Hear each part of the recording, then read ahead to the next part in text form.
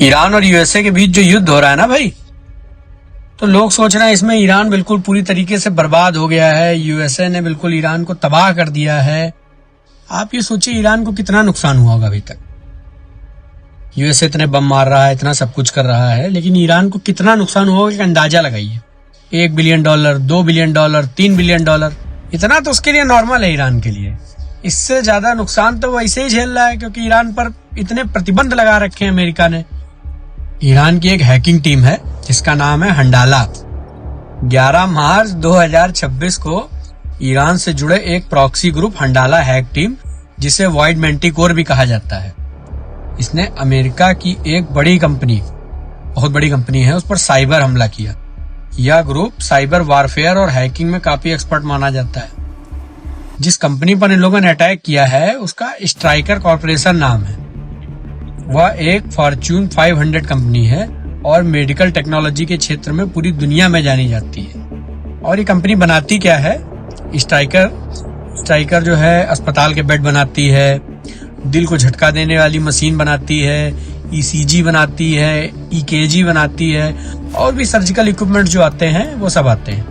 अब जानिए ईरान ने हमला कैसे किया। ये कोई साधारण वायरस अटैक नहीं था, बल्कि बेहद ही चालाकी से किया गया था।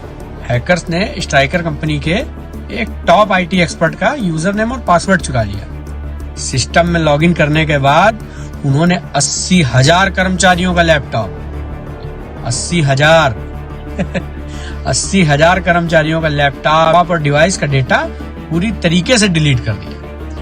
अब हम यूएसए में इसके बहुत ही गंभीर हालत हुए, कुछ ही मिनटों में इसका असर दिखाई देने लगा। अस्पतालों में मेडिकल इक्विपमेंट्स की कमी हो गई। एम्बुलेंस अस्पतालों को मरीज की स्थिति की जानकारी नहीं दे पा रही थी। कई ऑपरेशन रोक दिए गए, पोस्टपोन करने पड़े, क्योंकि इन डिजिटल सेवाओं का बहुत बड़ा हिस्सा स्ट्राइकर की टेक्नोलॉजी पर निर्भर था। और अब इससे इकोनॉमिक इम्पैक्ट की बात करते हैं। ईरान को जो है हार्डली 3 से 4 बिलियन का नुकसान हुआ होगा बस। तो रिपोर्ट्स के अनुसार इस साइबर हमले ने अमेरिका को कितना बड़ा नुकसान पहुंचाया होगा। डाटा दोबारा रिकवर करने के लिए यूएसए को लगभग 24 से 40 मिलियन डॉलर तक खर्चा करना पड़ा। स्ट्राइकर कंपनी के शेयर 9% तक गिर गए। इससे कंपनी को लगभग $11 बिलियन की मार्केट वैल्यू कम हो गई। ईरान को नुकसान सिर्फ 3 से 4 बिलियन डॉलर का हो रहा है, जबकि ईरान ने यूएसए को 50 से 60 बिलियन डॉलर का नुकसान पहुंचाया है। अब इसका कंक्लूजन निकालते हैं।